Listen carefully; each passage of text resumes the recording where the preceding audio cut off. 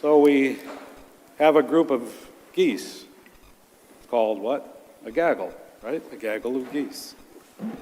For crows, it's a murder of crows.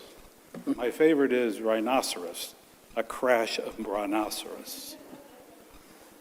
But do you know what a group of angels are called? They're called a choir. Choir of angels. And the church teaches us that there's 9 choirs of angels. St. Paul mentioned 4 of them in that reading today. Did you catch them? I'll go through them. They're in order, the highest ranking to the bottom. The seraphim, they're the closest to God. They're on fire with God's love, and they spend all their time in adoration. The cherubim, they have deep intellectual knowledge of divine secrets, constantly contemplating the wisdom and love of God. And they're associated with guarding sacred places, which makes me wonder if those angels up there are seraphim. Thrones, this one was mentioned. Thrones, they contemplate God's power and judgment and are associated with dispensing God's justice. Dominions, another one St. Paul said. That's a group of angels that govern other angels and oversee and execute God's commands. Virtues. Virtues are a group of angels that associated with miracles, and they govern nature, the movement of the heavens, the universe.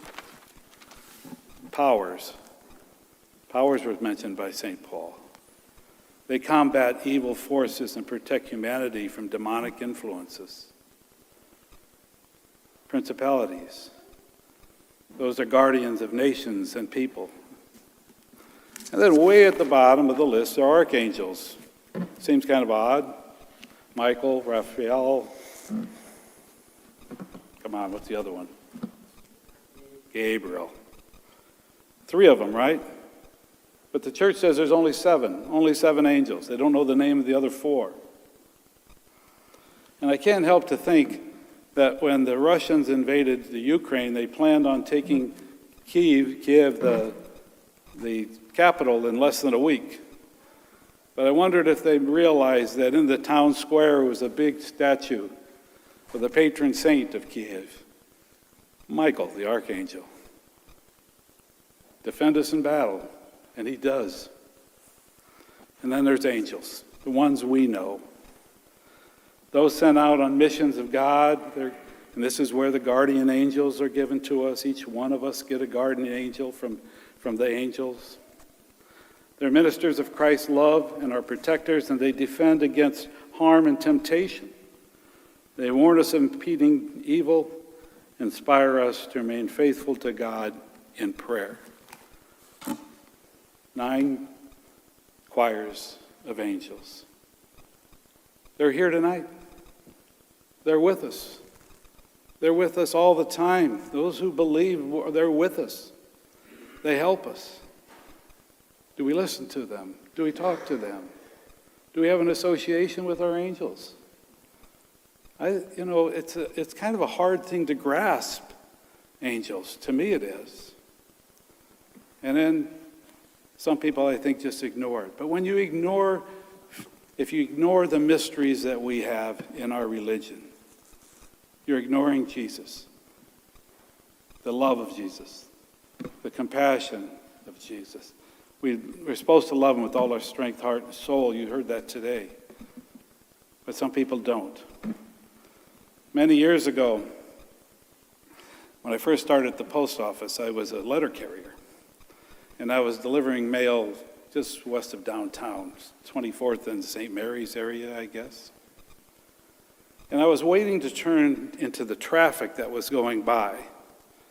And I'm looking down the street, and I see an elderly Native American man with beautiful long silver hair and a beautifully covered coat with patches of colors. And he was trying to cross the street.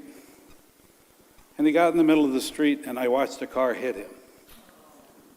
Oh no, that's not the awe. The Oz, the guy just kept driving away and left him laying in the street. Not only that, I got to watch 5, 6, 7, 8, 9, 10 cars just go around him. And I had to get into that traffic. I had to get there.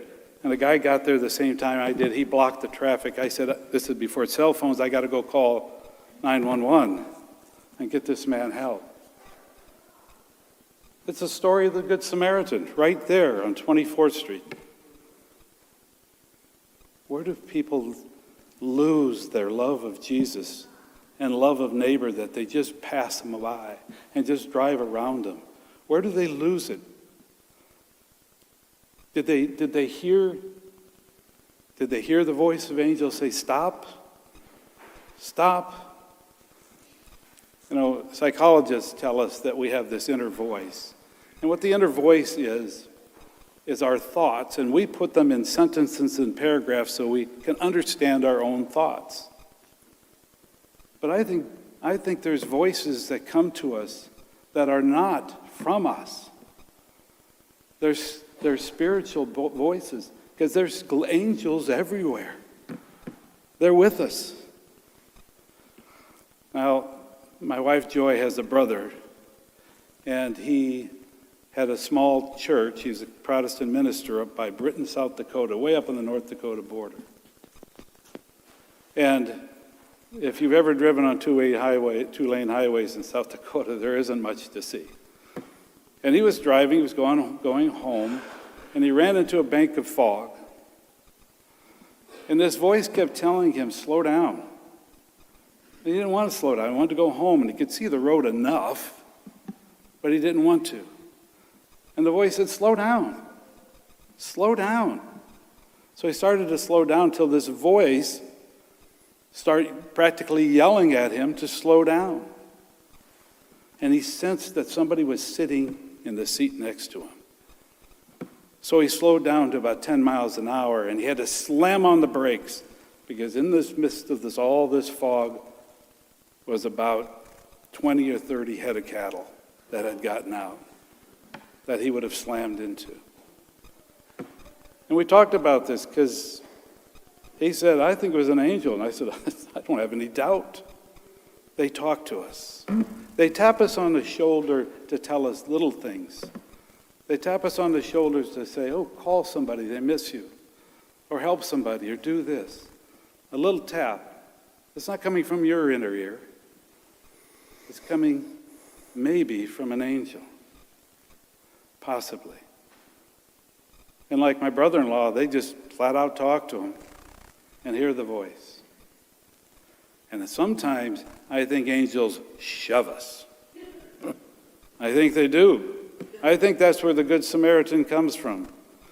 Pull that person out of the burning car. Pull that person out of the burning house. Jump in the swimming pool. Save that child. Run out to the ocean. That person's bleeding. They got bit by a shark. Hurry. Go, go, go.